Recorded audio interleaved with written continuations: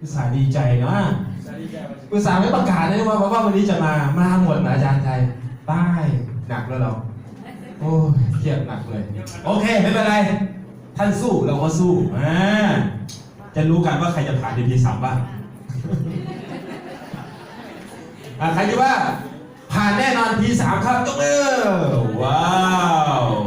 แล้วแต่ท่านครับผ่านไม่ผ่านแล้วแต่ท่านขอให้ท่านโชคดีแล้วเจอกัน EP 3โอเคนะครับพร้อมหรือยังครับ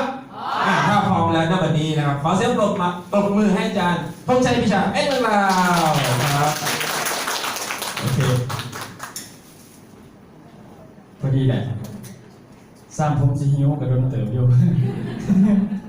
พอสบายพวกผมกินเขาเพราะว่าไก่12 มื้ออย่างเนาะท่านในเบิร์ด12 มื้ออย่างที่เขาเที่ยงเลยเล่าเลยมี12 มื้ออย่างจักหน่อยอย่างไรเติม12 มื้ออย่าง12 มื้อปลายนั่นล่ะเขาเลยสิแล้วก็จะโม่12 มื้อปลายเขาจะเข้าใจบ่ายโมงปลายมันจะมีปลายนะแล้วพวกเราทำมาปลายเลยเดี๋ยวแต่โอเคเมื่อกี้ก็ได้เรื่องราวน้องเดี๋ยวส่งมาแสดงให้ขึ้นเวทีอีกหลายคนอยู่ให้บอกประสบการณ์ทุกฝั่งเพราะว่ามีที่มันเล่ายังอาจารย์รุ่นอีกเพิ่นไปตะลุยเหนือเมื่อกี้เห็นเพิ่นลงลายป้าโหสุดยอดแห่งที่เดียวคิดน้ำเพิ่นอยู่เพราะคนไปเพราะท่านมามันไปรถตกเขียวอยู่กับนี่รถเมล์โดยสารบอกสายผงซาลี่นครหลวงเวียงจันทร์เขาจะเอาเครื่องบินไปรับคนเสียชีวิตหลายๆคนทั้งเราไปเห็นงานหนักเลยแต่มันก็มันเรื่องของเราเนาะประมาณนี้ครับทีหนึ่งผ่านไปการบ้านกันเรือมาซัมนี่เป็นยังไงจังขาดผมบอกบริทีมจะต้องคนไหนเวลาผู้เล่นผ่านแบบผมเป็นยังคือหลอกไหนเห็นไหมคือทุกคนที่เขาสู้ระบบแล้วมันไม่มีใครได้ออกหรอกยังเว้นเขาออกไปเองพอบางคนมันจะมีคนอายไปอายแล้วออกไปเรื่อยเลยสิทีมชาติปีละ81 ด่านมาเอาแล้วอายเลยจริงๆเมื่อแมนก็คือจะว่าท่านหลอกนี่ก็คือรอบหนาเวลามีแก่กันบ้านจะก็เอาคนมาแก่พาดกันกับบรรจุต่อสินะประมาณนี้ไปเรื่อยๆไปยังคือขาดออกไปพอเขาซ้อนP3โบไหวนี่คือนี่ขั้นพันเบิร์ด1กับโบไหวใครจะบอกเพราะว่าP3นี่ขนาดแค่10 คนในซื่อนี่เลิกเที่ยงคืนคือดิโมเมนต์ว่านางฟังผมเบาเลยผมกับแกมีกระดานฟังเจ้าเบาเขาจะบอกมืออื่นเนี่ยก็หูอะไรผมจะนางฟังทันเบามืออื่นไงแต่ว่าขั้นP3ท่านจะได้เบาออกพอยจริงๆนะเห็นป่ะท่านต้องมาได้ผ่านพอยแล้วผมก็จะมีว่านางเงานอนถามทำแบบเที่ยงคืนเพราะผมนางเบิ่งข้างหลังกันถ่ายวิดีโอแต่ท่านจะสลับกันขึ้นเบาวันนี้ผมบอกผู้จบที่มันหลายคนสินะผมก็ถ่ายถามวันเที่ยง3 วันหรือ4 มื้อหรือ2 มื้อเดียวหรือ2 วันนะบางคนเขาเอา4 มื้อเพราะอยากครับเที่ยงรถนี่4 มื้อสิไว้บ่ได้น้องงานดูบาทเราอีกเขาก็ประหยัดขนาดนั้นก็เลยว่าเขาต้องคัดออกไปให้มันเวลาหน่อยที่สุดแต่สินะไอ้ที่คัดเพราะไม่หย่อนผมก็จะมีในหย่อนตัวท่านแต่จะได้สะดวกสบายในการเรียนเฉยๆเพราะว่าท่านจะได้ขึ้นเวทีทุกคนแล้วคนหนึ่งเขาบอกว่าจักหน้าที่มันควบจริงมันไม่ได้ตรงปีที่ละนาทีบางคนก็ไล่ไปขนาดตามใจแต่เขาไล่ออกเงี้ยเอาไปเลยเขาถือว่าพ่อแล้วผมก็ได้ถ้าคอมเมนต์ทีหลังนะ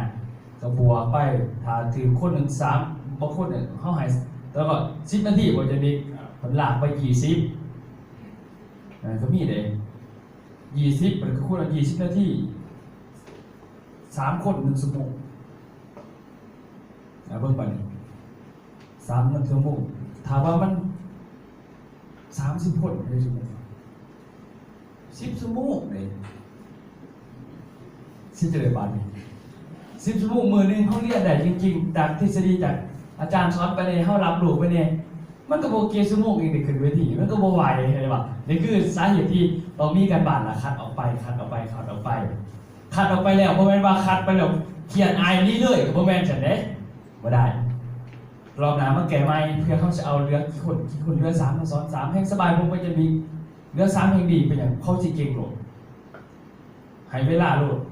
คนละ3 ชั่วโมงโหลดแห่งดีบางทีเอาโหลดเจ้าไว้ก็เอาอันน่ะขั้นมา3 คนนะมันก็ง่ายเขาบริต้องการคนร้ายแต่เขาใจเขาอย่างใดคนมืออาชีพเฉยๆพอคนหนึ่งปั่นเขาเป็น MVP เขาเรียกว่าเป็นผลงานที่เราสร้างไว้ส่วนเงิน MVP ผมได้นักเรียนบาทท่านเนี่ยมันบริจากปากถึงสตางค์เดียวยังบ่ได้นี่คือเขาจะหายเขาได้เฉยๆแต่ว่าได้ในส่วนที่เขาได้รวมกันก็คือคบหาคบแพร่มีน้องหรือเป็นญาติออกไปตลอดชีวิตชาติศาสนาศาสตร์ต่อไปประมาณกันไปนี่คือส่วนนักศึกษาเมื่อนี้ครับปี2ผมจะสอนเมื่อครูสอนนักเรียนในปี2ผมไปเซอร์บ่อยจะเป็นเหมือนครูสอนนักเรียนเพราะต้องเป็นห่วงครับผมเป็นครูอยู่แล้วด้วยอดีตผมก็เป็นครูอยู่แล้วผมต้องเป็นห่วงเรื่องนั้นครับก็คือผมที่อย่างขึ้นเพราะว่าส่วนมากเขาคอร์สเนี่ยเขาจะลืมไปเขาคอร์สไปแล้วก็ลืมไปเขาคอร์สไปแล้วก็ลืมไปเขาคอร์สไปแล้วก็ลืมไปพอบทเรียนผมหลังจากที่ไปเก็บมาจากสุรินทร์อุบลจากสระบอนมาร่วมกันเกะทั้งนั้นแล้วมาเกะทั้งมาหายทั้งนี้เกะทั้งนี้แล้วไปหายทั้งนั้นสลับกันไปสลับกันไปสลับกันไปถามว่าเขาถามหย่อนขึ้นเรื่องเล่าของทฤษฎีของบอสที่อาจารย์วิเดซอนไปให้ถามว่าเรียนเดียวบอกเรียนเดียวจังบอกจริงไหมบอกเท่ากับบริลึกซึ้งกับมันเพราะฉะนั้นผมก็เลยว่าสิหย่อนล้างขึ้นให้เข้าใจเป็นเรื่องเล่าที่ผมจะบอกตอนจะมีไปซ้ำจิตเขาดีนะมีกระดาษจดเอามันเขาโรงเรียนจดก็คือวาดเอาเขียนเอาเนาะแต่ว่าเพราะว่าจดจริงๆนี่เข้ามาจดนี่เป็นภาษาอังกฤษเองจดเป็นภาษาอังกฤษผมมันเป็นภาษาไทยภาษาลาวJOT มันแปลว่าโน้ตไว้ภาษาเคยมันจดคือว่าจดแล้วจะต้องจะบอกประมาณนี้ครับผมจะใส่บอร์ดเอาครับใส่บอร์ดให้ฟังเรื่องเล่าดีๆหามซอยหามใส่รู้เนี่ยครับ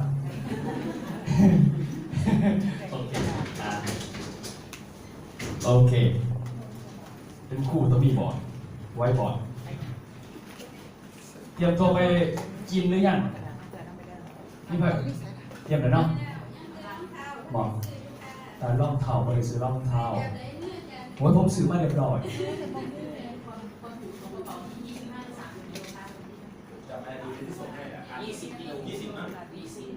เอ้าต้องไปสร้างกิโลอีกบ่นี่เอ้าผมใหญ่โหดบอกคนละ20 กิโล20 โลใส่เครื่องแล้วถึงเครื่องอยู่ไม่เกิน10 โลก็30เครื่องก็ได้อ๋อเป็นอะไรเอาปริมาณครับแต่แล้วจะไปที่มาจมวนถ่ายรูปงามเนาะโอ้ยสิได้ผ่ามาขายกันแล้วพวกเราผู้ใดบ่ได้ไปบ่ต้องเสียใจเด้อบ่ได้ไปอยู่แล้วมันเดี๋ยวว่าเดี๋ยวมีโปรยบอกคนเขาได้ไปเข้ามาอีกก็คือรอบหน้ามีครับรอบนี้ผมมีโปรนะมาเลเซียก่อนเป็นมิสิงคโปร์โอ้ยบอกไปสิงคโปร์มีโปรสิงคโปร์ตอนนี้จะไม่ได้แจ้งร่วมกันบอกด้วยจะได้เรื่องที่ของผมมันบอกเพราะว่าที่ผมมาแม่มีแต่ตัวผมแจกผมจ่ายนี่คือมันเป็นแผนของจันบิ๊กเลยจันบิ๊กว่าท่านแจกผมก็เลยเอาแผนเราเพราะว่าจันบิ๊กว่าต้องแจกเอาไม้ผมก่อนผมสั่งให้เส้นใหม่ที่ทำเลยไม่งอนเก่งเลยเนาะอาจารย์บิ๊กบอกเมื่อวันที่ยังแกวันที่ยังก่อนอันนั้นโปรเดอร์ฟังเดอร์โปรเดอร์ที่ผมแจกตัวนี้บางกี่คนดอกจะคนเองก็ดี3 คนหนึ่งติพอเรือนั่นเดี๋ยวจะมีแจกทีหลังมีอาจารย์นรุ่นเนาะอาจารย์มิสยาอาจารย์บอดเนี่ยในกลุ่มของอันนี้เฮ็ดระบบปูประเทศสิงคโปร์เข้าใจแล้วเนาะเราสิบอกสัญญาเข้าใจแล้วตามนั่นแหละเก็บโหลดเก็บโกต่างเก็บบินตกส่งทุกคนบอกต้องให้ผู้ชมคนเนาะบินตกส่งทุกคนเด้อเพราะว่าผมซอยหยอดทุกคนเข้าใจเนาะไปร้อยส่งที่อื่นผู้ใดดูไปร้อยส่งที่อื่นเขาคนนำเด้ออันนี้แจ้งไว้เพื่อเขาซีเฮ็ดคือกันเงินหนาจะได้การเฮ็ดพวกกับบ้านแต่ประเทศจีนนี่เขาซื้อว่างแผนต่ออีกเลย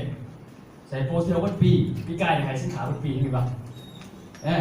ปีกายหายสินค้าวันปีนี้โปรเซียววันปี ปี62ผมก็จะมีหายแล้วนะมีแต่สิซ้อนคณะซีโอดีหายสินค้าก่อนนั่นยาแพน2ที่ว่าเขาหายฟรีอย่าฝ่ากินเลิกเก็บไปก่อนเพราะว่ามันจะมีผลกับปีหน้าสิซ้อนเขาเฮ็ดโปรจะได้10สิได้กำไรจากยาแพน2เขาสิมีเขาซ้อนในแต่ละปีพอโปรต้องซ้อนเป็นปีซ้อนแต่เริ่มแรกผมเฮ็ดอะไรก่อนเฮ็ดในเบื้องก่อนเฮ็ดในเบื้องต่อไปปีต่อไปเนี่ยซ้อนถัดเฮ็ดสินค้าปีต่อไปอีกปี63ซ้อนถัดเฮ็ดโมเทียวคือว่าเฮ็ดแน่นอนคืออาจารย์เซนว่าโอ้ยเข้าใจแผนแน่นอนก็ปีจากอาจารย์บิ๊กมาเฮ็ดเนาะเขาเคยถามเนาะได้ก็ปีพุทธสุขวัตแต่ไม่นอน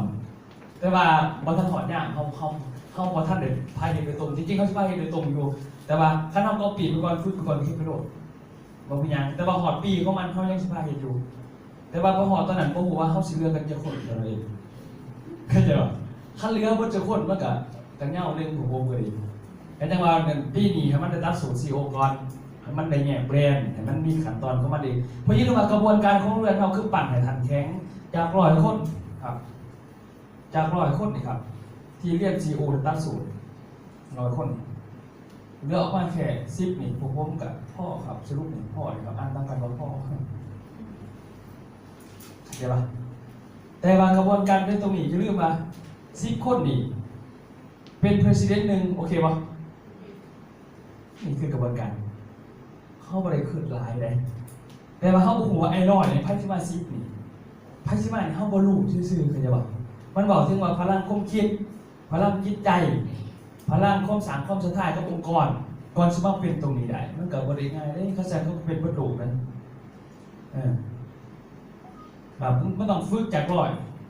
เนื้อ10เข้าใจเป็นสูตร CEO ก่อนจากสูตร CEO นั้นเนื้อหนึ่งเป็น president เป็นไป MVP ถึงทุกคนแต่คงโมเมนต์ว่าเขาทีมนั่นนี่มันสลับกันมาใช่ป่ะสลับกันมาจากอันนี้เพิ่มเป็นคนหนึ่งมาก่อนแล้วคนหนึ่งก็ตามกันมาแต่ว่าผมเวลามีคนหนึ่งในระบบนี่คือ president ผมก็โยนทุกอย่างให้กับคนเดียวผมกับใหญ่ประเทศอื่นหรือว่าเขตอื่นไปเลยพวกนี้ดิต้องมาเรียนนักบุญนี่สินะใช่ป่ะบางทีผมจานธุรกิจจะสุดแล้วคอยบอกว่าแต่จำเป็นขนาดนั้นนี่เรียกว่าเห็นธุรกิจเขาคนหนึ่งที่เป็นงานพ่อเราเคยผ่านได้ผมใส่เบิ้งเกินก่อนครับเพราะท่านเขาประเทศได้นี่เกินซื้อสมมติว่าผมนะอยู่นี่สมมตินะหรือใครกระตามเรื่องสั่นกระตามอยู่ตรงนี้นะครับจากคน100 คนฟังดีครับฟังหนึ่งที่มันขยายไปถึง100 คนมันก็จะมีการคัดกันมาตามสเต็ปเรือมา50เรือมา30เรือมา10เรือมา1นี่แค่นี้แต่ว่าทั้งหมดในถามวันนี้ก็ได้เป็น1%ทุกคนแต่ว่าคนเรามันมีการมีเกียรติต้องมีเขียนมีอาย